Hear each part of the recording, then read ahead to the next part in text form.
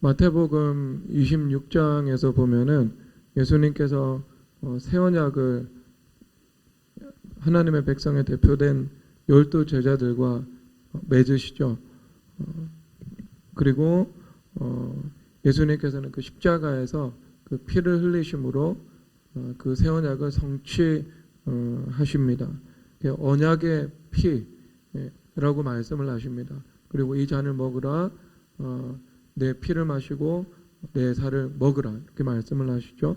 그래서 그것은 그리스도의 생명의 능력으로 살아가야 한다는 것을 말씀하고 있습니다. 그러면 예수님의 그 십자가를 통해서 성취된 것, 그것은 언약의 피라는 것입니다. 이 언약의 피를 통해서 나머지 모든 것이 정의치로 돌아가고 온전하게 되는 것이 이루어지죠. 단지 우리 영혼의 구원과 관계된 것뿐만이 아니라 그 언약의 피는 모든 것을 치유하고 회복시키는 근원적인 능력이 되는 것입니다. 만물도 치유하고 관계도 치유하고 또 나 자신도 치유하는 그 근원이 피에 있는 것이죠. 오늘 그 피의 관점에서 하나님의 말씀을 보도록 하겠습니다. 지금 이 창세기 26장에는 본격적으로 이삭의 인생이 족장으로서 시작됩니다. 그 25장까지는 사실상 이제 이 아브라함의 인생이 나타났죠. 그리고 아브라함의 죽음이 옵니다. 그리고 그 죽음 이후에 이삭이 이제 언약의 자손, 이 언약의 대표가 되어서 그 믿음의 삶을 예시적으로 살아가야 하는 이 시점이 된 것입니다. 그러니까 이전까지만 해도 아브라함의 하나님 그 안에서 보호를 누릴 수 있었고 또 별다른 근심과 염려 없이 살아갈 수 있었습니다. 아버지로 인해서 형성된 탄탄한 이 가나안 땅의 입지가 분명히 있었고 또 그 신앙의 유산도 있었죠. 그래서 아버지의 그 신앙의 히스토리를 통해서 내가 이 제자도의 길을 이제 걸어가는 그 이점을 누리고 있었습니다. 그래서 편승이라는 복이 있었습니다. 어둠과 빛, 이것을 분별할 수 있었고 어둠은 지향하고 그 빛에 입각해서 내 삶을 구성해 나갈 수 있는 아주 유리한 이 선점된 고지에서 시작할 수 있는 이 분명한 이니셔티브를 인생 가운데 가지고 있었죠. 그리고 또 아브라함은 이 혈혈단신으로 가나안 땅에 왔는데 수많은 소떼와 양떼와 종들 그리고 그 주변 사람들로부터 하나님께서 세우신 지도자라고 이 평가를 받는 그 명망까지도 영향력까지도 다 가지고 있었습니다. 그런 집에 귀공자로 자라나니까 얼마나 이 유리한 것들이 많이 있었겠습니까? 그리고 아브라함이 이제 죽었죠. 아브라함이 죽은 이후에 그런 여러 가지 하드 파워에 관계된 이 물질적인 유산들은 다 물려받았습니다. 그리고 이 소프트 파워로서 이 영적인 자원들도 이미 이제 이 아브라함과 이삭이라는 이 제자도의 관계를 통해 가지고 형성되어 있었던 그런 시점이었던 겁니다. 그러니까 굉장히 좀 한 발 앞서서 인생을 시작하고 또 인생의 길이 평탄할 수 있는 그런 그런 인물이라고 볼 수 있겠죠. 우리 미래교회 성도님 대부분은 아브라함처럼 인생을 시작하는 것이고, 하지만 여러분들이 정말 주님 앞에 회개하고 온전함을 이룬다면 여러분들의 2세, 여러분들의 가정에서 출산되고 양육되는 2세는 아마 대부분 이삭의 길을 걸어갈 가능성이 굉장히 높겠죠. 높겠죠. 그러면 이 이삭의 인생이 이제 본격적으로 아브라함의 죽음 이후에 이제 아브라함의 하나님으로서가 아니라 이제 이삭 자신의 하나님으로서 만나게 되는 이 신앙의 홀로서기라고 볼 수도 있겠죠. 그런 이 홀로서기, 이것이 시작되는 것입니다. 그래서 아브라함의 하나님을 통해서 내가 교육받고 훈련받은 분명한 믿음의 자산이 있지만 이제 그 자산 위에서 내가 이 하나님과 스스로 관계를 맺으면서 나의 하나님을 섬기면서 살아가야 되는 이 과제가 아브라함의 아들이었던 이삭 앞에 놓여지게 된 거죠. 이것은 모두 예외가 없습니다. 하나님께서는 아브라함의 하나님, 그리고 내 아버지 아브라함의 하나님이 아니죠. 아브라함의 하나님이면서 이삭의 하나님이 되어 주시기를 원하시죠. 그래서 사두개인들을 향해서 주님께서 말씀을 하시거든요. 사두개인들은요, 이성과 합리성을 신으로 삼고 살아가던 사람이었습니다. 그래서 그들은 영도 믿지 않고 천사도 믿지 않고 부활도 믿지 않고 성경도 다 믿지 않았죠. 그래서 이 모세오경에서 인간의 지성으로 이해하고 납득할 수 있는 것만 취사 선택해서 믿는 사람이었던 것입니다. 철저하게 이것은 이성주의적인 신앙이죠. 그러니까 바리새인들은 지식주의적인 율법주의를 가지고 있었다면, 지식은 많았지만 그들이 인격적이고 체험적인 그 그리스도가 없었던 거죠. 그래서 에베소서 말씀에서는 그리스도께서 너희 마음에 계시게 하셨고, 이런 신앙이 없었던 거예요. 그러니까 그리스도께서 너희 마음에 계시게 하셨고, 이런 신앙은요, 그냥 우리가 뭐 이성이나 계산이나 논리나 아니면 그 헬레니즘의 합리성을 가지고 설명할 수 있는 게 아니에요. 그리스도께서 내 마음에 계시었고, 이런 신앙은요, 어떤 거냐면요, 그냥 우리가 이거는 구약의 그림원으로 설명할 수밖에 없는 거예요. 비가 오고 눈이 오는데 그냥 내가 하나님하고 약속했기 때문에 배낭지고 삼각산 올라가는 거예요. 이것이 내 마음에 그리스도께서 계시는 거예요.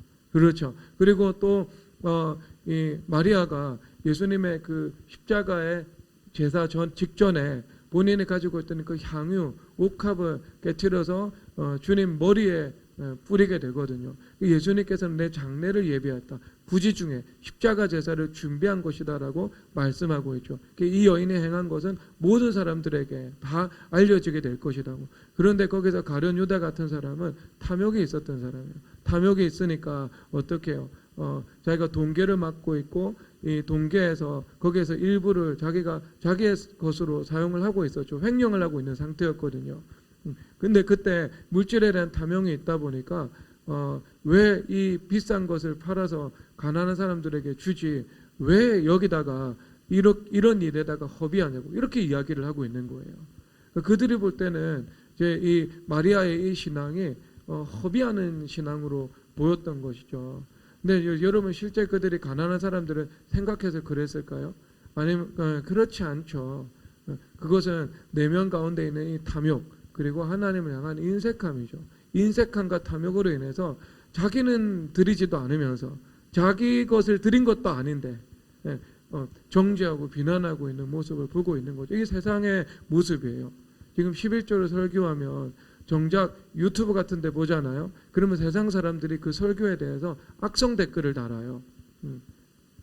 그 돈을 가지고 가난한 사람 나누어 주지. 이런 말을 한다니까요. 그럼 정말 주님의 공의 앞에서는요. 얼마나 합당하지 않아요. 네 돈 드리는 것도 아니면서. 그렇죠. 마리아와 같은 마음을 가지고 있는 성도들이 주님 앞에 드리는 건데 자기가 그것을 드리지 않으면서 정작 자기는 마음속에 탐욕을 가지고 살아가고 주님을 향해서는 인색함을 가지고 살아가면서 드리지도 않으면서 드리는 사람을 비판하니까 공의로우신 하나님의 이 성품 앞에서 얼마나 이것이 완악한 일이 되겠어요. 그렇죠. 가룟 유다 같은 일인 거죠. 그런데 그 일에 대해서 예수님께서는 온 천하가 복음이 전파되는 모든 곳마다 이 여인이 행한 것을 기억하게 될 것이다. 그 향후 옥합을 깨트리는 그게 현재 가치로 보면 2천만 원에서 3천만 원 정도는 되거든요. 그렇게 환산을 하고 있습니다. 그런데 그런 향유 옥합을 깨트리잖아요. 주님 앞에 쏟잖아요. 그런데 그 허비하는 그 태도에 대해서 주님께서는 그 마음을 보시고 주님 칭찬하시는 것이지 않겠습니까? 이것은 그런 인간의 어떤 지식적인 신앙이나 이성감리성을 뛰어넘는 신앙이죠. 그래서 그리스도께서 너희 마음에 계신다는 것이 무엇을 의미하고 있는가? 바로 이런 거다. 이런 거다. 이것이 예수님께서 그 마음에 계시는 거다. 이렇게 표현하고 있는 거예요. 충성이 무엇인가? 다니엘이 죽음을 각오하고서라도 이 사자굴에 들어간다. 그러면 여기서 이성적이고 합리적인 신앙은 뭐라고 권면을 하겠어요? 창문 닫아. 창문 닫고 기도해도 주님 들어주신다고. 그런데 지금 이 문제는 창문을 닫고 여는 문제가 아니잖아요. 우리는 창문 닫고 기도를 드려야 되죠. 왜냐하면 소음이 새어나가잖아요. 이웃에 폐를 끼치지 않기 위해서. 그렇죠. 그럼 닫고 여는 문제가 아닌 거예요. 이것은 닫고 여는 문제가 아니라 이것은 이제 내가 하나님 중심의 그 신앙으로 내가 믿음을 지키느냐 아니면 그리스도를 부인하느냐, 그러니까 그리스도를 시인하고 부인하는 그 문제였던 거예요. 더 깊은 문제죠. 그러니까 거기서는 어떻게 문을 닫고 할 수 있겠어요? 그 문제, 그런 문제가 대두된다 그러면 더 열 수밖에 없는 거예요. 더 깊은 이 다른 차원의 이 메시지가 그 안에 포함되어 있는 거죠. 그렇죠. 그러니까 세상의 압박 앞에 내가 굴복하느냐 굴복하지 않느냐 그런 문제인 거잖아요. 그럼 이제 그런 그림 언어를 가지고요, 하나님을 사랑하는 것, 하나님께 충성을 바치는 것은 바로 이런 것이다, 그렇게 말씀을 해주고 있는 겁니다, 성경에서. 그러니까 그것은 예수님을 그냥 사랑하는 거예요. 예수님을 사랑하는 것은 이런 것이다, 향유옥합을 깨트리는 것이다. 그러니까 이 구약의 율법주의자들은요, 그런 신앙을 이해할 수가 없는 거예요. 그리고 사두개에 있는 이성과 합리성이 자기 신이 되어서 살아가는 사람들이지 않습니까? 그러니까 그거 이제 그래서 그 사람들을 향해서 예수님께서 말씀을 하시기를 나는 하나님은 아브라함의 하나님이요 이삭의 하나님이요 야곱의 하나님이다라고 말씀을 하고 있는 거죠. 그래서 아브라함이 가지고 있었던 그 하나님과의 이 특수관계, 그것을 너희들이 누리고 있느냐라는 말입니다. 이삭이 가지고 있었던 이 하나님과의 관계성 속에서 그 땅의 하나님, 이 하늘의 하나님이실 뿐만 아니라 이 땅의 모든 일에 있어서 너희들이 땅의 건설을 가지고 가신 만군의 여호와 이름은 너희들이 믿음으로 그것을 경험하고 있느냐는 거예요. 그 열매가 분명히 있느냐는 겁니다. 그게 없다는 것을 말씀해 주고 있는 겁니다. 아브라함의 하나님, 이삭의 하나님, 야곱의 하나님의 이제 이 하나님에 대한 것이죠. 그래서 이제 여기서 이제 이삭 우리 손조께서는요, 지금 이제 아브라함의 하나님을 안에서 살아가다가 이제 이삭의 하나님을 땅의 하나님으로 만나고 경험해야 되는 이 시점이 이제 도래한 겁니다. 자기의 신앙의 스토리, 자기 인격의 하나님과의 관계의 이 내러티브가 이제 이루어져야 되는 거죠. 여러분 그런 신앙의 스토리가 있습니까? 하나님과의 인격적 관계의 내러티브가 있습니까? 그것을 여러분들이 지금 진술해 나갈 수 없으면은요, 그 신앙은요 껍데기밖에 없는 거예요. 실체가 없는 신앙입니다. 실체가 그냥 지식과 정보만 나에게 차곡차곡 쌓이죠. 그러면 나중에 뭐가 되냐면요, 괴물이 돼요. 순종 없이 교회됨에 40년 하면은요 괴물이 됩니다. 그 사람은요. 왜냐하면 머릿속에 그 하나님 중심의 사고 체계가 그냥 딱 있잖아요. 딱 있잖아요. 그리고 나서 또 뭐가 있냐면요, 자기 인본주의적인 사고방식이 있다니까요. 여기 투 타워스가 그 안에서 존재하고 있는 거예요. 더 타워도 있는데 어너들 타워가 있죠. 그 어너들 타워가 자기 안에서 주인이 되어 있는 겁니다. 그러면 이런 사람은요, 가가지고 하나님의 말씀으로 권하는 거예요. 너 그렇게 살면 안 된다. 나중에 성경 10편 107편에서 너희 거역의 삶을 살았기 때문에 너희들이 흑암의 쇠사슬에 매이고 공고와 고난이 끊임이 없다라고 말씀을 하고 있지 않느냐, 이렇게 이야기를 해요. 그럼 뭐라고 대답을 하냐면 다 안다고 이야기를 하는 거야. 나 다 알고 있다, 다 해봤다. 여러분 그게 신앙이에요? 내가 예전에 해본 게 신앙이냐고. 내가 예전에 해본 게 신앙이냐고요. 예전에 해본 건 신앙 아니에요. 그걸 어디서 신앙이라고 이야기를 하고 있어요. 건방지게. 예수님께서 아브라함의 하나님이었고 이삭의 하나님이었다고 말씀을 하셨어요. 아브라함의 하나님이고 이삭의 하나님이지. 그렇잖아요, 여러분.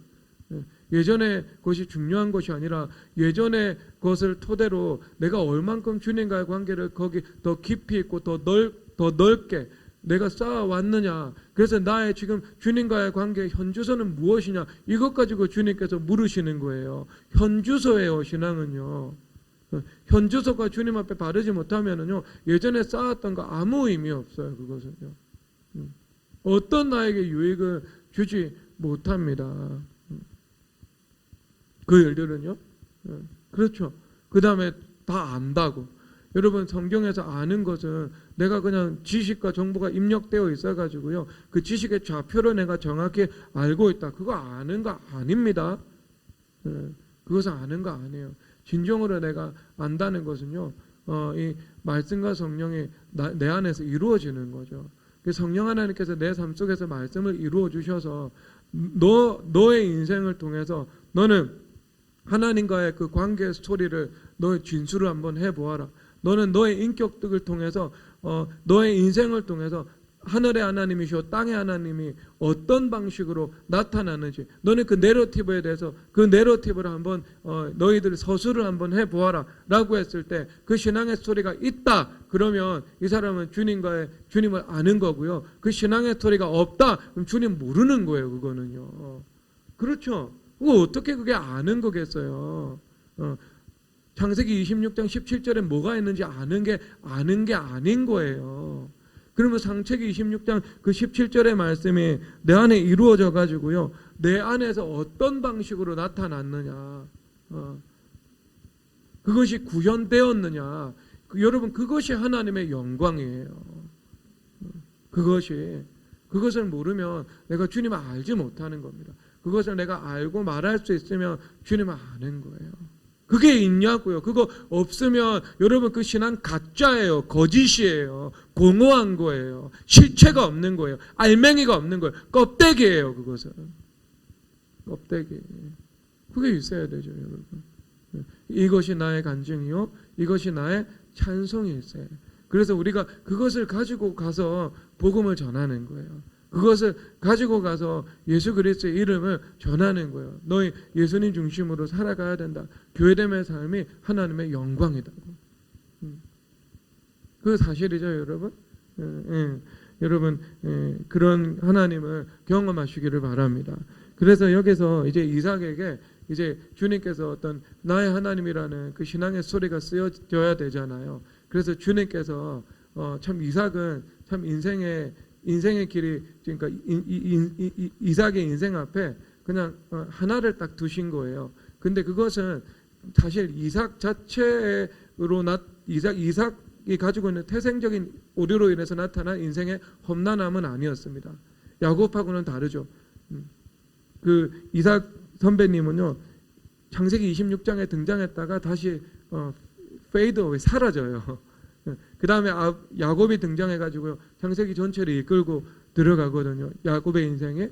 그러니까 이삭의 인생이 여기서 나타나는데 참 하나님께서 이삭은 참 부드럽게 그 인생을 인도해 오셨습니다. 그 부드럽게 인생을 인도하신 이유는요 두 가지인데요. 첫 번째는요 그가 아브라함의 하나님과 이삭의 하나님 제자도의 관계를 맺었습니다. 그래서 아브라함의 순종 안에 이삭의 순종이 이끌려 들어갔던 거죠. 모리아산에 이삭을 바칠 때요. 그때 청소년기 이상의 나이였거든요.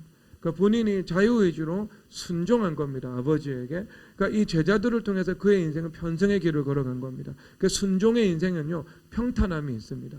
거역의 인생은요 거침돌이 인생에 많아요. 왜? 그 거역하는 거 하나하나 내가 뿌리 뽑고 해결해 나가야 되거든요. 그 인생이 험난한 거예요. 근데 순종은요 인생이 평탄하게 만들어줍니다. 그 길을 분명합니다.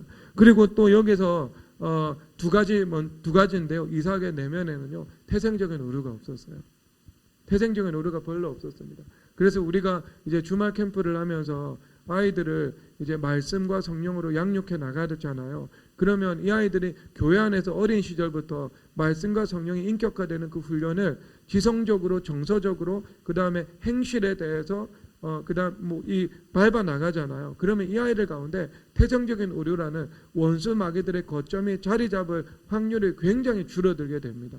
그렇기 때문에요.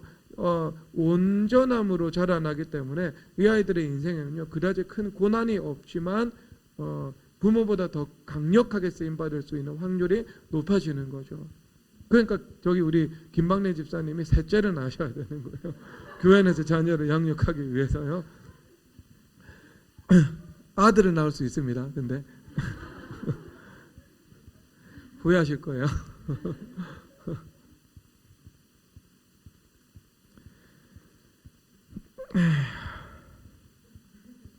근데 이제 그런 일들이 그런 거예요. 그러니까 이삭은 분명히 평탄했습니다. 그래서 딱 하나 주님께서 그의 삶 속에서 이 무언가 이제 시험을 예비해 두셨는데요. 그것은 가나안 땅 전체에 찾아온 흉년이었죠. 그런데 이것은요, 야곱 개인에게, 이삭 개인에게 나타난 일이라기보다는 사실 가나안 전체에 나타났던 기근이잖아요. 지금 이 코로나 같은, 나 혼자만 겪는 것이 아니라, 왜 나만 겪는 고난이냐고가 아니라 가나안 전체가 당하고 있는 이 민족적이고 지역적인 이 고난이었던 것이죠. 그러니까 매우 완화된 형태로 찾아왔던 겁니다. 그러면 여기서 이제 현실적인 이 인식이 돌아가게 되겠죠. 일단 애굽에는 식량이 있었겠죠. 애굽은 가뭄이 와도요, 거기는 열매를 맺을 수가 있었습니다. 왜냐하면 나일강이 있었기 때문이죠. 그래서 나일강에서 수로를 댑니다. 그래서 수철을 돌려가지고요, 이 발로 물대기를 이제 발로 물을 댈 수 있었던 거죠. 이 농지 가운데에요. 그러니까 거기는 비가 오든 비가 오지 않든 이 비옥한 땅에서 나일강의 이 자원을 이용해 가지고요, 소출을 낼 수 있었던, 흉년으로부터 상당 부분 자유로웠던 땅이었던 것입니다. 나일강이 마르지 않는 이상이에요. 그러니까 손쉽게 생각할 수 있는 여기 탈출 수단은요, 위기 극복 수단은요, 애굽으로 가는 것이었죠. 그런데 그때 하나님께서 이삭에게 나타나셨습니다. 애굽으로 가지 말라고 말씀하시는 거죠. 그러면 여러분들이 궁금하죠. 왜 아브라함에게는 애굽으로 내려가라는 말씀을 하지 않았는데 왜 이삭에게는 그렇게 말씀을 해주셨을까? 그것은요, 이 중심의 문제고 의도의 문제거든요. 아브라함은요, 애굽에 내려가고자 하는 확고한 의지를 가지고 있었습니다. 그러니까 자기 의지를 확고히 가지고 있었기 때문에요, 주님께서 개입할 여지가 없으셨던 거예요. 그리고 주님께서 말씀하시고 경고하신다 하더라도 그 음성을 그 고집 때문에 들을 수가 없었던 겁니다. 그런데 여기 이삭은요, 어때요? 이삭은 아브라함으로부터 그 신앙 스토리를 전수받았잖아요. 내가 애굽으로 가서 정말 큰 고난을 겪었다. 그래서 애굽으로는 내려가면 안 된다. 메소포타미아로도 가면 안 된다. 이 말씀을 들었던 거예요. 그런데 지금 그것은 내가 말씀을 들어서 알고 있는데, 제자도 교육을 통해서 알고 있는데, 실제 내가 삶의 현실을 이성적이고 합리적으로 좀 분석을 해보면 애굽으로 내려가는 것이 합리적인 거예요. 이것이 전략적인 선택이 이 우선순위에 1번에 올라와 있는 겁니다. 지금 내가 볼 때는 애굽에 가지 않고 가나안 땅에 남는 것이 이 미련한 선택처럼 보이는 거예요. 그런데 하나님의 말씀에는 분명히 아버지를 통해서 배운 바에 의하면 애굽에 내려가면 안 되는 겁니다. 그래서 이런 이러지도 못하고 저러지도 못하는 상황 가운데 있었던 거죠. 그리고 조금씩 이제 남쪽 지방으로 주님 앞에 질문을 드리면서 이제 움직이고 있었던 그 상황이었던 거예요. 그런데 그러니까 주님께서 나타나셔서 말씀하신 거예요. 그러니까 들을 준비가 되지 않은 사람에는요, 주님 말씀하실 수가 없습니다.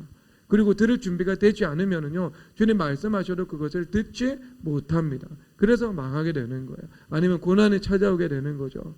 그런데 들을 준비가 되어 있고 주님의 음성을 구하는 중심이 분명하다. 그리고 주님 앞에 묻고 있다. 그러면 주님께서 반드시 실수하지 않도록 주님께서 우리에게 말씀해 주시는 거예요. 그래서 그 말씀에 따라서 내가 순종하게 되는 것입니다. 그래서 그 순종을 하게 되면 그 순종이라는 것이요, 이 세상이 보기에는 때로 미련해 보일 수 있습니다. 미련하잖아요. 다니엘이 창문 닫으면 얼마나 지혜로워요. 너 지혜롭게 기도해라. 이런 말 많이 하잖아요. 좀 지혜롭게 해. 삼각산 그렇게 40일 가서 기도를 해야 돼. 늘 그 교회에 붙어 있는 삶을 살아가야 돼. 지혜롭게 신앙생활해. 이런 말 많이 하잖아요.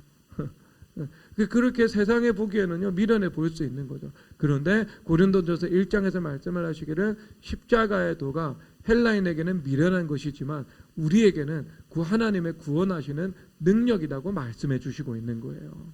그게 십자가의 도인 겁니다. 그러면 이 말씀이 딱 선포되었다. 이삭은 이제 갈림길에 서는 거죠. 내가 말씀에 순종하기를 선택하고 이 애굽에 가고자 하는 것에 대해서 내가 죽는가? 그러니까 내가 순종을 선택한다는 거거든요. 내가 죽는 거죠. 내가 이 자기가 죽고 예수 그리스도를 선택한다는 것이니까요. 죽는 거예요. 아니면 내가 애굽으로 가느냐. 그래서 안정적으로 나에게 있는 소떼와 양떼, 노비들 모두 살리느냐 하는 이제 이 갈림길에 서 있는 겁니다. 그러나 이삭은요, 무엇이 가장 큰 강점이었죠? 순종의 아이콘이었잖아요. 순종이 너무나도 쉬웠고 자기가 죽는 것이 너무나도 쉬웠던 것입니다. 그래서 그 말이 딱 왔을 때 그냥 두말하지 않고 좌고우면하지 않고 그냥 순종하기를 선택하고 아무것도 보이지 않는 그 상황 속에서 성령 하나님과 함께 울며 씨를 뿌렸던 것이죠. 그래서 어떤 결과가 나타났는가? 12절에 나오고 있습니다. 12절 다 함께 읽도록 하겠습니다. 시작. 이삭이 그 땅에서 농사하여 그 해 100배나 얻었고 여호와께서 복을 주심으로. 아멘. 아멘. 그래서 이삭이 그 땅에서 농사하여 100배나 얻었다라고 말씀을 하고 있는 겁니다. 그래서 성령 하나님과 함께 씨를 뿌린 거죠. 순종한 겁니다. 그리고 그럴 때 하나님께서 이 복을 주셔서 100배나 그 소출을 거둘 수 있도록 하나님께서 은혜를 베풀어 주셨던 것입니다. 여러분, 근데 여기서 보면 이것은 어떤 하나님의 영광의 법에 대해서 말씀을 하고 계시거든요. 이 온 천하 만물은요, 하나의 목적을 향해서 움직입니다. 그것은 하나님께 영광 올려드리고자 하는 목적이죠. 그래서 이 모든 만물은요, 하나님께 영광 돌리고자 하는 이 흐름과 방향과 목적하에서 움직여 나갑니다. 그래서 만물 가운데는 뭐가 있다고요? 하나님의 영광이 있다, 이렇게 말씀을 하고 있잖아요. 그래서 대표적으로 우리가 그냥 자연 현상으로 볼 수 있다면 물은 언제나 높은 곳에서 낮은 곳으로 흘러내려가잖아요. 그러니까 하나님의 은혜는 겸손을 찾아서 흘러간다는 것을 말씀해 주고 있는 거죠. 그것은 그냥 우리가 유비적으로 자연현상을 통해서 보는 것에 불과한 것입니다. 하지만 그것뿐만이 아니라 모든 관계, 모든 물리, 아니면 모든 물질에 대한 것들, 아니면 모든 이 세상에서 돌아가고 있는 복잡하고 정교한 그 모든 일들이요, 궁극적으로 어디로 향해서 가고 있다고요? 주님 앞에 영광 올려드리는 그 흐름으로 움직여 나가고 있다고요. 그런데 그것이 성경에 등장하지 않아요. 로마서 1장 20절에서 보면 만물 가운데 하나님의 영광이 있다, 영원한 신성과 능력이 있다고 말씀을 하고 계시잖아요. 그것이 이제 대표적인 본문이죠. 대표적인 본문이죠. 그리고 또 시편 119편 91절에서 보면은 만물이 주의 종이기 때문에 하나님의 말씀의 규례대로 움직인다고 말씀을 하고 있습니다. 즉 이 모든 만물들은요, 하나님의 말씀의 규례대로 반응하여서 순종하고 움직여 나가게 되는 거죠. 그래서 하나님 앞에 영광 올려드리게 되는 것입니다. 근데 이것이 선악과에서 등장을 하잖아요. 선악과에서 너희들이 거역을 하면서 살아가면 땅도 거역을 한다. 땅도 거역을 하게 되는 거죠. 그런데 너희들이 순종을 하면서 살아가면 땅에 뭐가 땅에 기름짐이 나타난다고요. 그래서 이삭이 야곱을 향해서 축복을 하잖아요. 근데 그 축복의 내용 중에 뭐냐면 땅의 기름짐입니다. 즉 거역을 통해서 땅의 저주가 나타나는데 땅의 저주를 풀어버린 거죠. 장자권과 그 축복권을 통해 가지고요. 그래서 저주받은 땅에 그 땅의 기름짐이 나타나게 되는 겁니다. 땅의 기름짐이요. 그러니까 이 만물들이 이제 하나님 앞에 영광, 이제 만물들이 규례대로 돌아간다는 것은 이 만물이 하나님의 말씀에 반응하고 말씀에 순종하고 하나님 이 말씀의 규례에 입각해서 움직여 나간다는 것을 말씀해 주고 있는 거죠. 이것을 이제 하나로 히브리서 1장 3절에서는 그분의 능력의 말씀으로 온 천하 만물을 붙잡고 있다고 말씀을 하고 있는 거예요. 그러면 이것이 이제 이 영광의 법이잖아요. 영광의 법. 그러면 영광의 법이 움직인 거예요, 지금. 그러니까 하나님께서 이 땅 가운데 성령 하나님과 함께 씨를 뿌렸어요. 그런데 그 씨를 뿌렸는데 이게 기하급수적인 열매를 맺은 거잖아요. 30배, 60배, 100배, 100배의 열매를 그냥 단번에 맺어버린 거거든요. 100배의 열매를요. 그러니까 수익률 6%, 7%가 이 땅에 있는 자연적인 열매거든요. 그 이상은요, 100% 사기죠. 그렇죠. 수익률 8% 보장해 줄게, 나한테 투자해봐. 그런 말 들으면은 이 사람은 99.99% 사기꾼이다라는 생각을 하고 이 사람을 이제 봐야 되는 거죠. 그렇죠? 그런 사기꾼이에요. 세상에 없는 일이라니까. 그런데 여기서 이제 말씀하시는 거 100%잖아요. 이 1000%잖아요. 퍼센테이지로. 그러니까 100배 열매를 거두게 하신 거거든요. 그러니까 이 만물이 정말 주님께서 이제 만물을 주님께서 움직여 나가신 거예요. 그러니까 이 만물이 하나님 앞에 영광 올려드리는 방향과 흐름에 따라 반응한 거예요. 움직여 나간 거예요. 그래서 100배 소출이 날 수 있도록 역사한 것입니다. 만물이요. 그러면 여러분 이것이 어떨 때 그런 반응이 오겠습니까?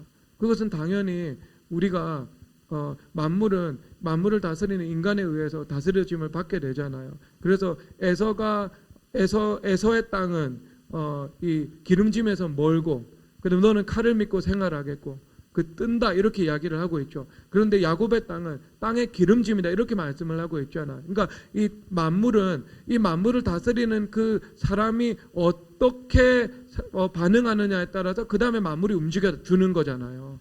반응해 주는 거 아니겠어요, 여러분? 예, 만물은 사람에게 종속되어 있어요. 사람에게 종속되어 있다니까요. 언제나 통치의 질서예요, 이것이. 그러면 사람이 하나님 앞에 영광 올려드리는 그 의도가 분명해야 되죠. 그렇죠. 그리고 그 사람이 영 안을 통해서 만물 가운데 있는 하나님의 영광을 볼 수 있어야 되죠. 이 만물이 규례대로 움직인다는 사실을요. 하나님의 말씀의 규례대로 움직인다는 사실을요. 그렇죠. 그리고 이 사람이 이 약속의 말씀으로 이 말씀을 주님께서 통치하신다는 것을 믿어야 되지 않겠어요. 그래서 이것에 입각하여서 내가 규례에 순종하는 삶을 살아가야 되는 거예요. 그렇죠. 그러면 어떻게 되겠어요? 그 만물이 조직적으로 반응하고 마치 잘 짜여진 듯 반응하여서 나에게 복종을 하게 되는 거죠. 나에게 나오게 되는 거죠. 나에게 순종을 하여서 열매를 주게 되는 것입니다. 그래서 여러분 여기서 26절에서 보면은요 그렇게 말씀을 하고 있어요. 이는 5절 보세요. 이는 아브라함이 내 말을 순종하고 내 명령과 내 계명과 내 율례와 내 법도를 지켰음이라 하시니라. 아멘. 그래서 순종했다고 말씀을 하시죠. 그 다음에 율법의 어떤 이 율법을 네 가지 다른 어로로 묘사를 하고 있는 것이거든요. 그러니까 율법, 명령, 계명, 율례, 법도라는 그 율법을 지켰다 이렇게 말씀을 하고 있는 거예요. 왜냐하면은 이 만물이 이 땅이라는 것들은 하나님의 율법대로 움직여 나가게 되거든요. 주님의 종이고 규례대로 돌아간다 이렇게 말씀을 하고 있죠. 그래서 그 방향성이 어디냐 하면은요 에베소서 1장 10절에서 보면은 머리 대신 그리스도 안에서 하늘에 있는 것과 땅에 있는 것이 통일된다고 말씀을 하고 있어요. 그러니까 이것은 머리 대신 예수 그리스도의 주대심에 복종하여 하나님 앞에 영광 올려드리거든요. 주대심에 복종하여 하나님 앞에 영광 올려드리잖아요. 그래서 그를 주라 시인하여 하나님 앞에 영광을 돌리게 하셨느니라. 빌립보서 2장 11절에서 말씀을 하고 있잖아요. 그러면 이 만물은요 하늘과 땅에 있는 이 모든 만물은 머리 대신 예수 그리스도의 주대심을 향해서 움직여 나가는 속성을 가지고 있는 거예요. 왜? 십자가 부활을 통해서 하나님께서 새 언약의 법을 성취하셨거든요. 완성하셨거든요. 그래서 하늘과 땅의 머리가 되셔서 하늘과 땅을 주님께 통일시키는 일을 주님께서 하고 계시거든요. 지금. 그러니까 주님께서 일하시는 흐름이고 방향인 거예요. 이것은. 흐름이고 방향. 그러니까 그렇게 움직여 나가는 거예요. 그러니까 우리가 무엇이 필요하겠어요? 오늘 말씀으로 그러니까 순종을 해야 되는 것이고요. 순종을 해야 되는 것이고요. 그 다음에 이제 하나님의 그 율법, 규례 그것과 내가 발맞추어 보조를 맞추어서 한 호흡을 가지고 같은 보조를 가지고 내가 움직여 나가는 것입니다. 하나님의 법대로 해야 된다는 것을 말씀하고 있는 거예요. 그러니까 이 두 가지가 함께 이루어졌을 때 하나님께서 그에게 땅을 주신다고 말씀을 하신 거예요. 땅의 약속이 얼마나 대단하냐면 주님께서 땅을 잃어버렸어요. 사실상 영광의 땅을 잃어버렸어요. 아담 이후에. 그런데 그때 창세기 12장에 처음 주님께서 등장하셔서 땅을 주신다고 말씀을 하신 거예요. 땅을 주신다고 말씀을 하신 거예요. 주님께서 이게 얼마나 여러분 이게 대단한 거예요. 처음, 그러니까 이게 이 에덴에서 잃어버렸던 것을요, 창세기 12장 가셔서 다시 회복시키시는 일들을 본격적으로 시작하시는 거예요. 그러면서 주님께서 주신 것이 순종과 율법이다, 규례다, 이것을 우리가 볼 수 있는 것입니다. 그러니까 이삭이 땅에서 그의 100배나 얻었고 여호와께서 복을 주심으로 이것은 영광의 법이 이루어진 것입니다. 순종을 통해서 이 만물이 하나님 앞에 영광 올려드리는 그 방향으로 움직여 나간 것이고요. 그리고 내가 하나님 앞에 영광 올려드리고자 하는 그 분명한 흐름과 목적으로 이 목적 안에서 내가 그것과 하나가 되어서 살아갔던 것이죠. 그래서 순종하면서 살아가고 주님의 법과 하나가 되어서 살아가고 주님께 영광 올려드리기 위한 그 유일한 목적으로 살아가고 그렇게 했을 때 주님께서 은혜를 베풀어 주셨던 겁니다. 그러니까 여기서 어떤 자연적인 법칙을 뛰어넘어서 이 초자연적인 그 100배나 소출을 낼 수 있는 하나님의 크신 은혜를 허락해 주신 거예요. 여러분, 그것은 그런 어떤 그냥 되는 것은 아니에요. 무작정 기도한다고 되는 것 아니죠, 그렇죠? 그냥 무작정 내가 열심히 한다고 되는 것 아니죠. 그 무식한 거예요, 그거는요. 그런 사람들이 주로 나중에 시간이 지난 이후에 나는 열심히 나름대로 살고 열심히 기도도 했는데 내 삶은 왜 이럽니까? 이런 이야기를 하는 거예요. 주님께서 만들어 놓으신 그 법과 하나가 되어서 내가 기도를 드리고 그 다음에 내가 성령 하나님과 함께 연합하여서 심고 살아가고 그렇게 성실함으로 살아가고 그렇게 해야 되는 것이거든요. 그러니까 바르게 해야 돼요. 바르게. 자, 그런데 이제 그 이후에 이제 어떤 일들이 나타나냐 하면은요, 이 종들이 이 블레셋 왕의 종들이 아브라함을 이제 시기하기 시작했던 것이죠. 왜냐하면 하나님의 영광에 있는 곳에 시기심이 있는 것이, 원수마귀의 시기 질투가 있는 것이니까요. 그러니까 여러분들이 마음 가운데 시기 질투심이 있다라고 하면 이제 그것은 원수마귀의 흑암의 프레임 안에 여러분들의 영혼의 일부 혹은 전부가 종속되어 버린 거예요. 그러니까 시험에 들어버린 거죠. 이미 그 상태는요. 그래서 시기 질투, 그러니까 우리가 상황에 대해서 오판을 하고 그 다음에 잘못된 결정을 내리는 그 근거가 몇 가지가 있잖아요. 몇 가지가 있는데 첫 번째가 뭐냐면 두려움에 입각해서 무언가 결정을 내리면은요, 그것은 오판이 됩니다. 그래서 아브라함도 이삭도 하나님께서 책임져 주시기는 했는데 이분들이 두려움에 의해서 무언가 말을 하고 결정을 했죠. 근데 그 결과는 하나도 좋지 않았습니다. 그 결과는 좋지 않았어요. 그러니까 내가 무언가를 선택하는 그 동기가 두려움인가. 그러니까 두려움이 올 때 두려움에 입각해서 여러분 결정을 하면 안 되는 거죠. 그리고 또 두 번째가 이거는 큰 실수를 하게 되는 건데 시기 질투에 의해서 내가 말을 하거나 아니면 내가 무언가 선택을 하거나 아니면 내가 경쟁심을 가지고 무언가를 추구하는 삶을 살아가거나 했을 때 그것이 그러니까 시기 질투가 내 삶의 동력이 되었을 때 그것은요 나중에 결정적인 이것은 실수가 되는 것이고 오판이 되는 것이고요. 그리고 그 결과와 열매가 안 좋게 되는 거죠.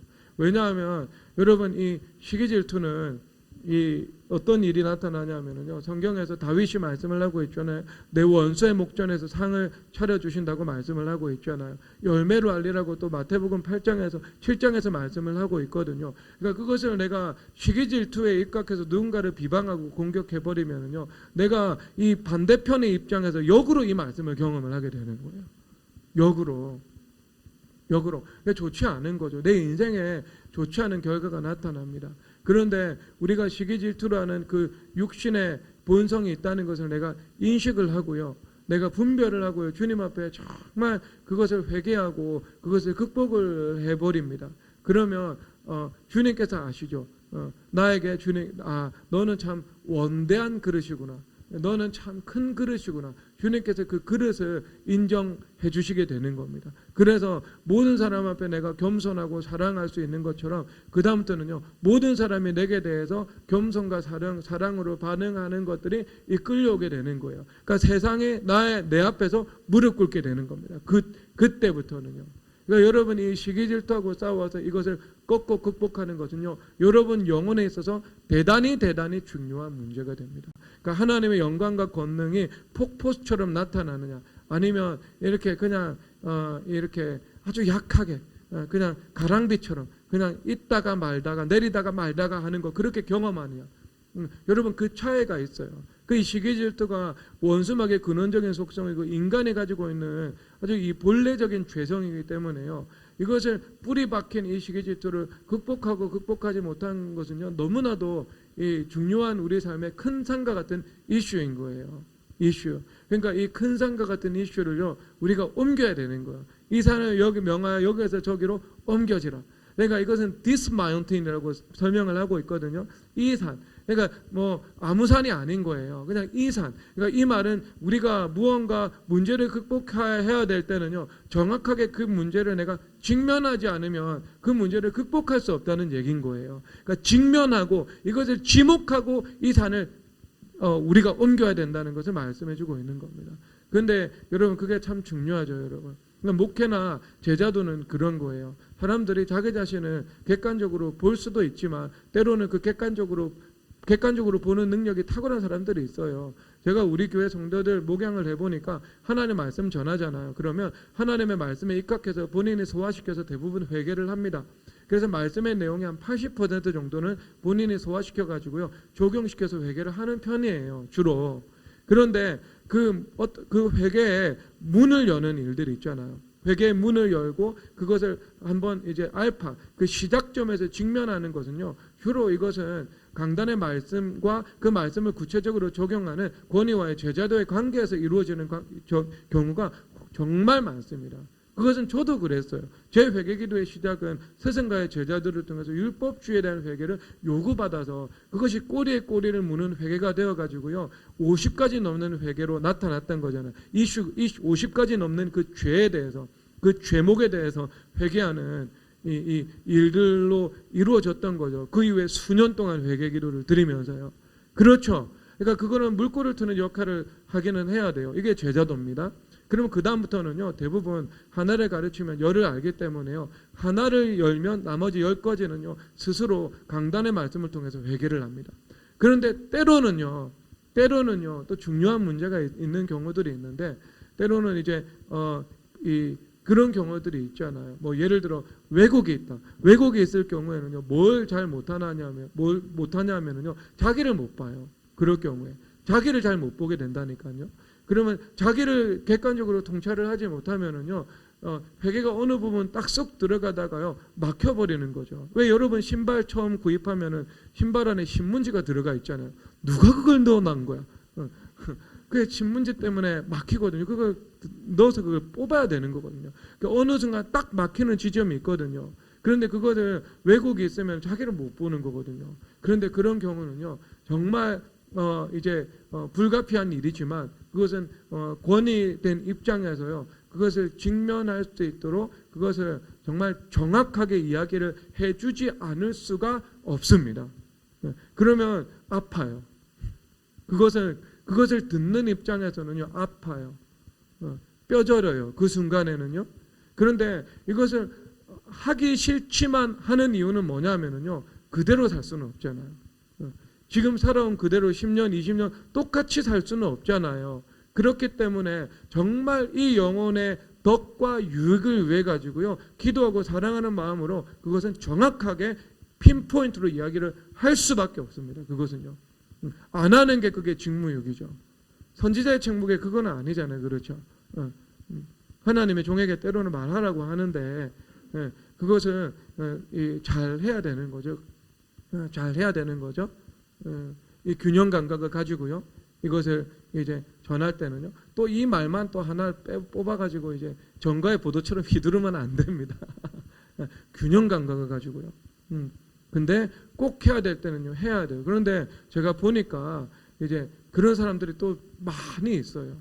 정말 많이 있어요.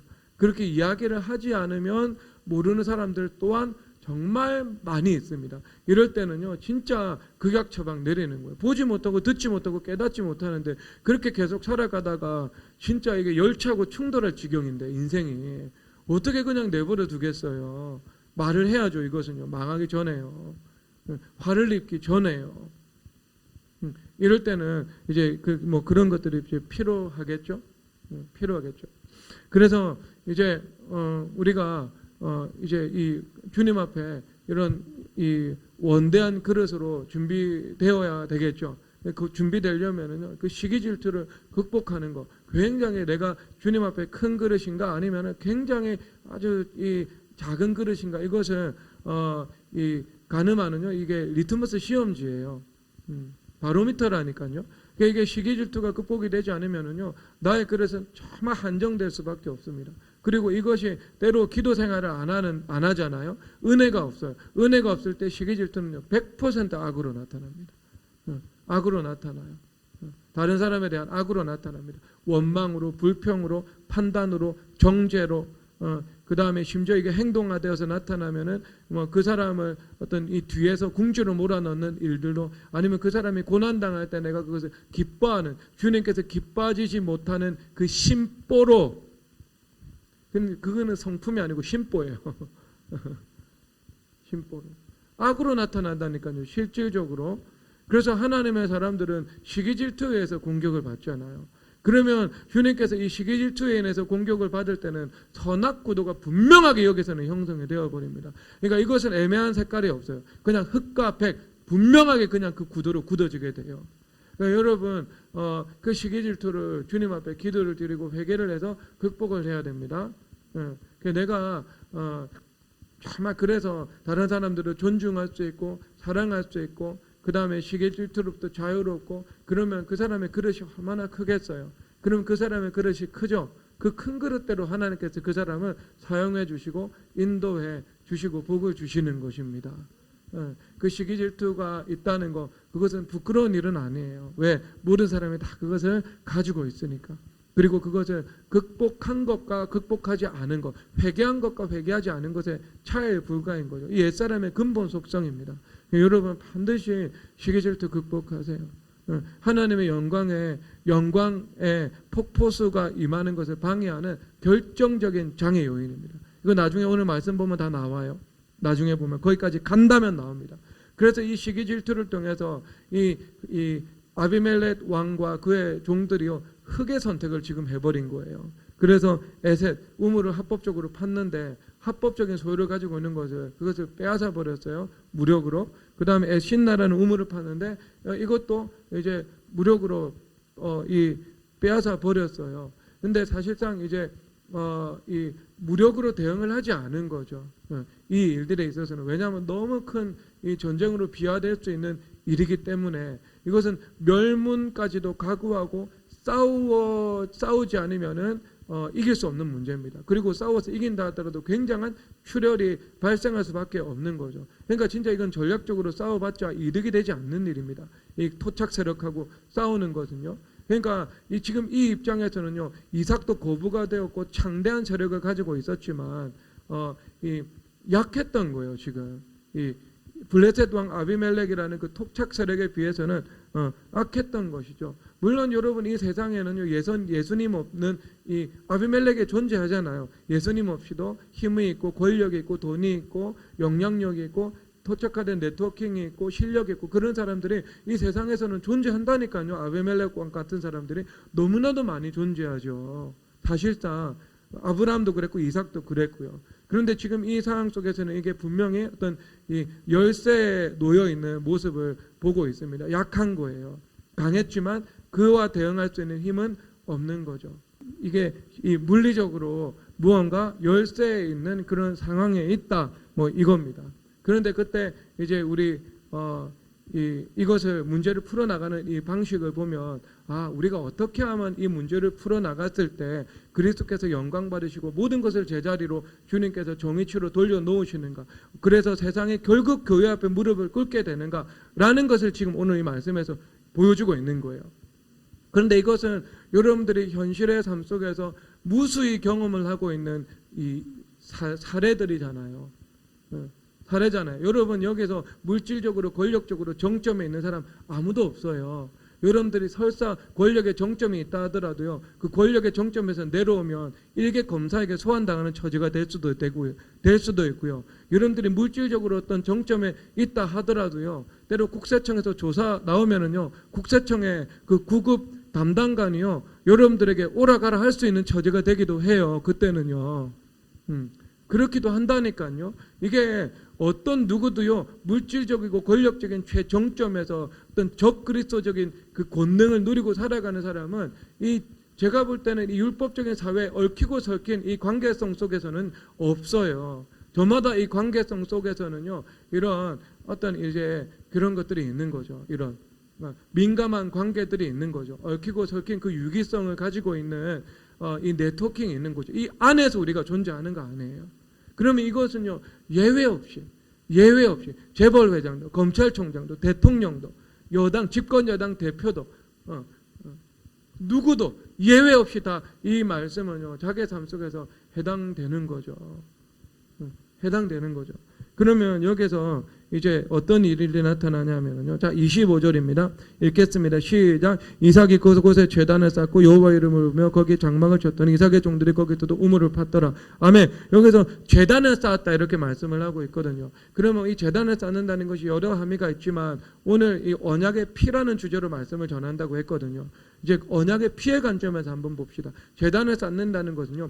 희생 제물의 피를 뿌린다는 거예요. 그렇죠. 흘린다는 거예요. 그래서 희생 제물의 피를 끌고 들어가는 것이 바로 제단입니다. 그러면 이 모든 희생 제물의 피는요. 결국 무엇을 가리키고 있어요? 예수 그리스도께서 십자가에서 흘리시는 그 언약의 피를 가리키고 있는 거예요. 피.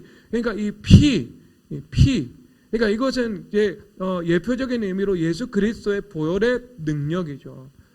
이 보혈의 능력을 가지고 문제를 해결해 나갔다라고 해야 되는 것입니다. 그러면 이 제단을 쌓는 것은요, 이제 이건 언약적인 행동을 계속 내가 지속적이고 반복적으로 한다는 거거든요. 그러면 이 언약이라는 것은 무엇인가? 언약은요, 결국 하나됨입니다.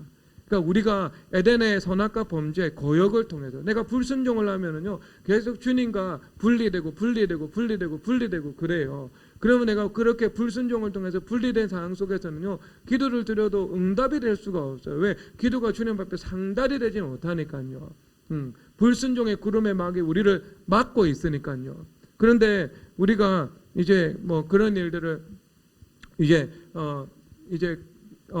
여기서 이제 다시 언약을 주시거든요. 아브라함으로부터 언약을 회복시켜 나가기 시작하거든요. 그런데 그 언약은요, 하나가 되는 거예요, 다시. 그래서 언약의 이 핵심 주제는요, 하나님께서 나의 하나님이 되시고 나는 하나님의 백성이 된다는 것입니다. 그러니까 아버지와 자녀의 관계가 형성되는 거죠. 그게 하나됨이라는 의미를 가지고 있습니다. 그러면 이 언약의 피를 뿌린다는 것, 언약의 피를 뿌린다는 것은요, 다시 모든 이 어그러지고 왜곡된 것, 온전하지 못한 것, 분리된 것, 이 모든 것을 회복하고 치유한다는 것을 말씀해주고 있는 거예요. 그래서 보혈의 능력은요, 만물의 모든 것을 치유하고 회복시키는 힘입니다. 이게 보혈의 능력이에요. 그래서 이제 십자가의 피가 뿌려진 거예요. 지금 뿌려지니까 일단 이삭과 하나님 아버지와의 관계가 이 제단에서 피를 흘리는 그 제사를 통해서 더 이제 늘 가까워지는 삶을 살아가는 거죠. 늘 가까워지는, 하나님을 가까이 하는 삶을 늘 살고 있는 거예요. 지금 이 이삭 자체는요. 그런데 그렇게 가까이 하는 삶을 살아가고 그러면서 이제 그 피가 뿌려지기 시작한 거예요. 계속 뿌려지기 시작하는데 그 피는 당연히 제단을 땅에 쌓죠. 땅에 쌓은 제단이니까 그 피는 어디에 뿌려져요? 땅에 뿌려지게 되잖아요. 그래서 그 구약의 예루살렘 성전에서 희생 제물을 가지고 제사를 지낼 때 제단 밑에 피를 쏟고 제단 사방에 피를 뿌립니다.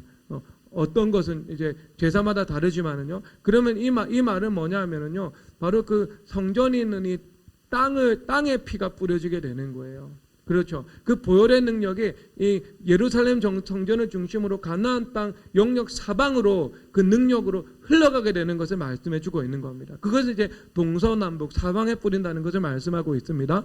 그러면 그 피를 뿌릴 때 어떻게 돼요? 만물 가운데 만물을 회복하고 치유하는 힘이 되는 겁니다. 그래서 골로새서 1장에서 말씀을 하시기를 그의 십자가의 피로 말미암아 만물 곧 하늘에 있는 것과 땅에 있는 것이 그로 말미암아 하나님과 화목하게 되기를 기뻐하신다. 이렇게 말씀을 하고 있죠. 그러면 십자가의 피는요, 하늘과 땅에 있는 이 만물들이 하나님과 다시 화목을 누리게 한다. 하나님 예수 그리스도의 주 되심에 복종하여서 하나님 앞에 영광 올려드리게 된다. 만물이 치유되고 회복된다. 이것을 말씀해 주고 있는 거예요. 그래서 그 보혈의 능력에 입각해서 성령 하나님과 함께 땅에 씨를 뿌리니까 어떻게 돼요? 열매를 100배나 맺어지게 되는 거예요. 보혈의 능력이죠, 여러분. 그러니까 예배는요, 주님 앞에 우리가 교회와 함께 예배를 드리고 기도를 드리는 삶은요, 그 보혈의 능력이 실제로 실제적이고 강력한 능력으로 나타나는 시간입니다. 그러니까 여러분, 이 제단 쌓기, 이 예배의 시간을요, 생명처럼 귀히 여겨야 돼요. 이것은요, 언약의 시간이고요, 언약의 그 그리스도의 보배로운 피가 우리 가운데 늘 뿌려지는 시간이에요. 그리고 그 피가 제단 밑에 뿌려지고 제단 사방에 뿌려진 것처럼 제사를 통해 가지고 이 예배를 통해 가지고요, 보혈이 여러분 가운데 뿌려지고 여러분 동서남북 사방의 영역 가운데 흘러가게 되는 겁니다. 그게 생수의 강인 거예요. 생수의 강. 그러니까 여러분 예배 자리는요, 목숨 걸어야 돼요. 예배. 그 여러분 일주일에 한번 예배 드리고 그 다음에 마음대로 사는 것은요, 영지주의 신앙이에요.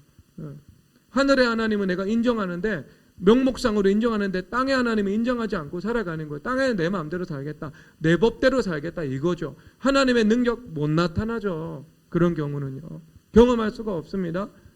그러니까 내가 교회됨을 이루어야 되죠. 그래서 여기서 보면은요, 이 두 번째는 뭐냐면은요, 두 번째 피가 뿌려지는 것은요, 관계예요.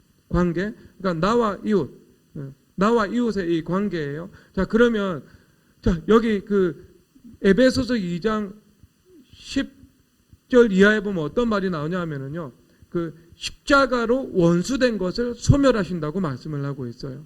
그러니까 십자가의 피로 원수된 것을 소멸하시고 둘을 하나로 만드시는 거예요. 그러면 이 땅에 있는 원수 관계가 있고 적대적인 관계가 있을 수 있어요. 그러면 그 원수 관계, 적대적인 관계를요, 십자가의 피로 치유하고 회복시키는 거예요. 그렇죠? 그러니까 여러분 여기서 어떻게 나타났어요? 지금 여기서 결정적인 그 결과가 나타난 거예요.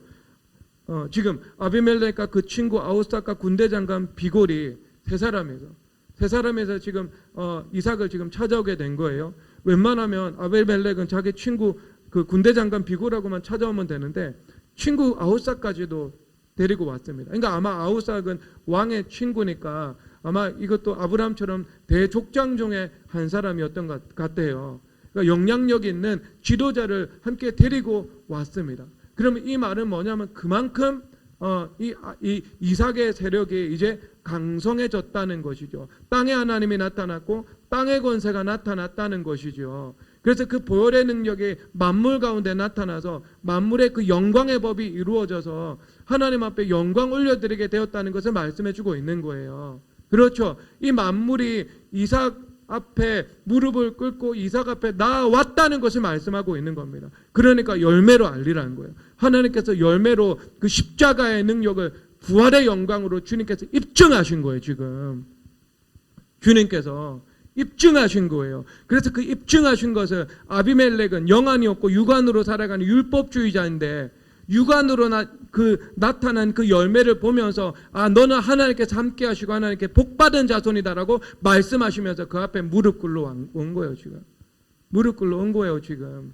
그런데 무릎 꿇러 왔는데 어떻게 한다고요? 너와 계약을 맺으리라 말하였노라 말씀하고 있는 거예요. 그러니까 아브라함과 역시 언약 관계를 맺어 버리게 되는 겁니다. 그러니까 아브라함과 어떻게 된다고요? 하나가 되는 거죠. 아브라함과 화목해지는 겁니다. 아브라함과 친밀해지는 거예요. 지금.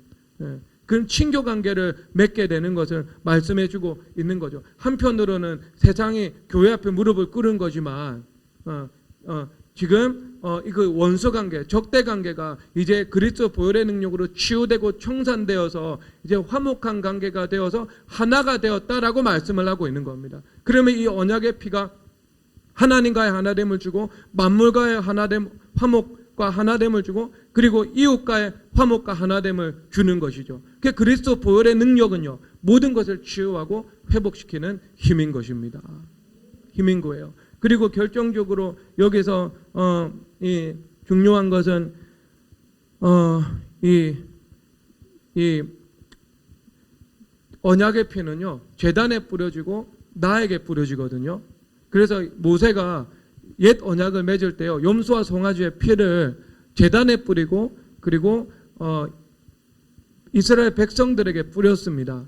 그것은 제단과 백성이 서로 결속되는 것을 말씀하고 있죠. 그러니까 제단과 내가 하나가 되는 거죠. 결국 이것은요, 교회됨이에요. 그러면 내가 교회됨을 이룬다는 거죠. 이것은 근본, 피로 교회와 내가 결속이 되는 거예요. 피로 성전과 내가 서로 하나가 되는 거예요. 이게 여러분 언약이었습니다. 언약 체결식의 내용이에요. 그러면 이 언약을 맺는다는 것은 제단과 내가 하나, 백성이 하나가 되는 것처럼 교회와 내가 하나가 되는 것을 말씀하고 있는 거잖아요. 그 언약, 내가 교회됨을 이룬다는 것은 그 언약 안에 살아가는 거예요. 그러면 그 교회됨을 이루면서 살아가는 것은 또 한편으로 수직적인 관계 속에서는 머리와 몸의 하나됨이죠. 그런데 수평적인 관계성 속에서는요, 형제와 형제, 자매와 자매의 하나됨을 말씀하고 있는 거 아니에요. 그러면 여기서 말씀하시는 그 그리스도의 보혈의 능력으로 나와 이웃의 관계가 하나가 된다는 것이 다시 어디로 수렴돼요? 이것은요, 교회됨 안으로 수렴되는 거예요. 그래서 교회됨 안에서 나와 형제와 나와 자매가 서로 하나됨을 누리게 되는 것입니다. 그리스도의 피의 능력으로요. 그러면 그 다음에 어떤 일들이 나타나냐 하면은요, 요한복음 17장 22절부터 24절까지 이렇게 말씀을 하고 있어요. 너희들이 하나 온전함으로 말미암아 하나가 되면 하나님께서 나를 사랑하신 같이 너희도 사랑함을 세상이 알게 될 것이다라고 말씀을 하고 있는 거죠. 그러니까 세상이 우리를 보고 하나님께서 사랑하시는구나라는 것들을 알게 된다는 거죠. 세상은 영안이 없고 육안을 가지고 살아가는 사람이에요. 율법주의자들입니다. 이 사람들은요. 그러면 이 세상이 하나님으로부터 교회는 사랑을 받았구나, 하나님으로부터 저 사람은 사랑을 받았구나, 이것을 알게 되고 인정하여서 하나님 앞에 영광 올려드리게 된다는 것입니다. 그렇죠. 그러면 얼마나 하나님의 영광과 능력이 폭포수처럼 그의 삶 가운데 임했다는 것을 말씀해주고 있는 거예요. 그러니까 무언과 단순히 이것은 물질적인 개념만이 아니라 다른 어떤 이 모든 것이죠. 그냥 무언가 이 사람들이 볼 때 하나님께서 함께 하시는 그 열매가 분명히 나타난 거예요. 그 십자가의 능력과 그 부활의 영광이 이 가정이나 아니면 이 기업이나 아니면 이 교회를 볼 때 분명히 현시된 것이 눈에 목도가 되는 거예요. 지금 이 사실을 말씀해 주고 있는 겁니다. 그런데 이게 어떤 사람들을 통해서요? 하나됨을 이룬 사람을 통해 가지고요. 하나됨을. 그러면 여러분 그 트리니티라고 말하는 성삼위일체적인 그 연합, 이것이 얼마나 중요한 줄 알겠죠. 자, 그러면 다시 우리 중간에서 말씀을 드렸던 시기 질투를 하면서 살아간다는 것은 내가 영광의 폭포수를 경험을 하는 것이 아니라 그 영광의 가랑비가 있는 듯 없는 듯 살다가 끝나버린다고 말씀을 드렸던 이유가 이제 납득이 되시죠? 그렇죠. 왜냐하면 주님께서 뭐라고 말씀을 하고 있어요? 영광으로 너희들이 하나 되고 온전함은 너희들이 하나가 될 때 하나님께서 너희들을 사랑하는 것을 세상으로 알게 하신다. 이게 영안을 가진 사람뿐만 아니라 육안을 가진 사람들도 보고 알고 이해하고 인정할 수밖에 없을 정도로 하나님의 영광의 폭포수가 임하게 된다는 것을 말씀해주고 있는 거 아니겠어요, 여러분? 그렇죠. 그러니까 여러분들은 그것을 극복을 해야 되겠죠. 그렇죠. 그리스도의 보혈의 능력으로 예수님과 하나가 되고 교회됨을 이루면서 살아가고 만물과 하나가 되고 이웃과 하나가 되고, 그리고 또 이것이 교회 안에서 내가 형제와 형제, 자매와 자매 사이에서 내가 시기질투라는 것들을 극복하고 내가 차마 하나 될 수 있는 그 그릇이 내가 이루어지고, 그렇게 되면 그 안에 내가 원대한 그릇이 되는 것이고요. 그 원대한 그릇이 준비될 때 원대한 꿈이 담기고 원대한 사명이 담기고 원대한 하나님의 각양 좋은 그 은혜들이 담겨서 하나님께서 나를 사용하시기 시작하는 거예요. 그것이 소망이 부끄럽지 않게 하는, 그것이 이루어지는 그 믿음의 삶인 것입니다. 우리 미래교회 모든 성도님들, 이 말씀이 여러분 가운데 이루어지고 사실되어서 그 하늘의 하나님, 땅의 하나님을 경험하게 되시기를 주 예수 그리스도의 이름으로 축복합니다. 이 시간 함께 찬양하도록 하겠습니다.